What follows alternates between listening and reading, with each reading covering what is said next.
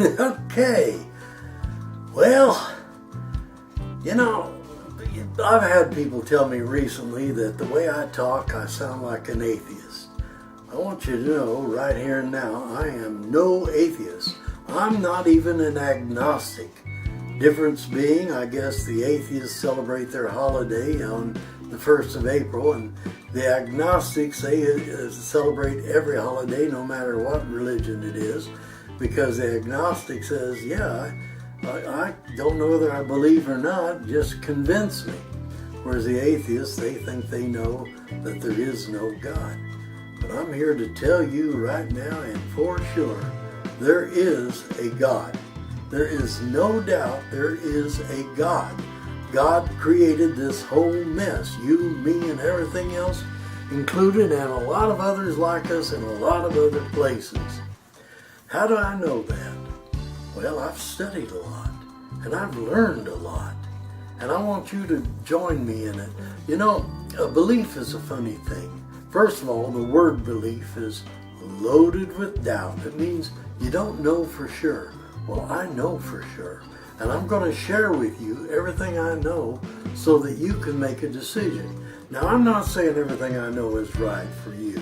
It's true for me, and that's what counts to me. So that whatever you decide is true for you is what will count to you. As far as your belief goes, your belief system, I'm not going to try to change that. That's the dumbest thing in the world, is to try to get somebody to unlearn what they've learned. They have to do that all on their own. So if you want to know something new and it contradicts something you know, then you'll have to reason it with your reasoning mind. You'll have to figure on it for yourself what's really true or isn't true, what's right or what's wrong. You can do it because within you is all the wisdom and knowledge that you need to do it. You can also study. There's a lot of hidden truth in that Bible. There's a lot of hidden truths and a lot of great writings. I happen to have access to all the books that were taken out of the Bible. Now, when Constantine, way back in 300 AD, decided that he would get a group together of learned men that had an education about equal to a sixth grader's education, and throw out all the books that didn't agree with what he wanted to teach and preach, and keep those that he did. So he came up with 27 books in the, well, actually only came up with 26 books in the New Testament.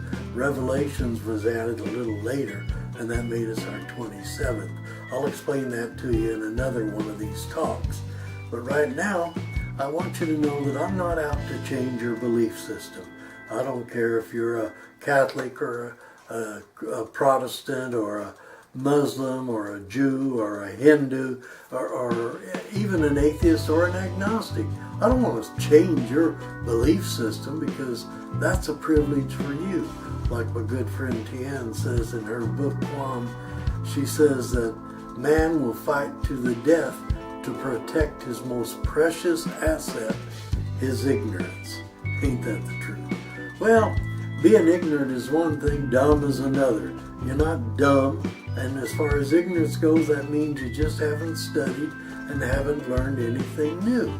Life is a learning experience. It's a constant learning experience. That's why we're incarnated.